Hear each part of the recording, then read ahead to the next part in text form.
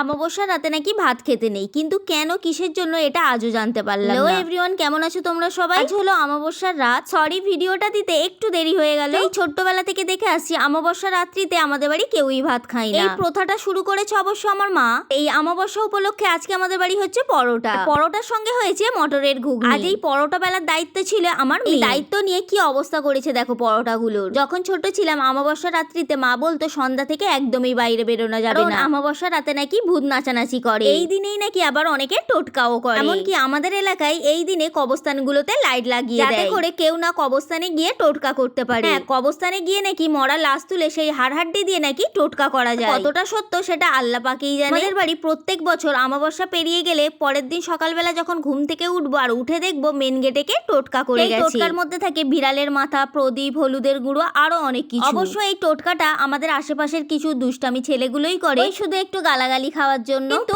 আমরাও পচা ঘুরে ঢিল মারি না। হ্যাঁ, আমার দাদিমা অবশ্য একটু চেঁচামেচি করতো। কেনই বা চেঁচামেচি করবে না এরকম ফালতু কাজ করলে? আর এবছরও তো আমার দাদিমা বেঁচে নেই, জানি না এবছর আমাদের বাড়িতে টোটকা করে কিনা। করে অবশ্যই কিন্তু তোমাদের ভিডিওতে দেখাবো। আর একটা কথা অনেকের মুখে শুনেছি, এই অমাবস্যা রাত্রিতে কাঁচা হলুদ বেটে সারা রাত খোলা আকাশের মধ্যে রেখে পরের দিন ওই হলুদটা মাখলে নাকি যাদের মুখে ব্রণ হয় খুব তাড়াতাড়ি সেরে যায়। কিন্তু আমরা সবাই খুব তাড়াতাড়ি খাওয়া দাওয়া করে নিয়েছিলাম। কেমন লাগলো ভিডিওটা অবশ্যই কিন্তু কমেন্টে জানিও।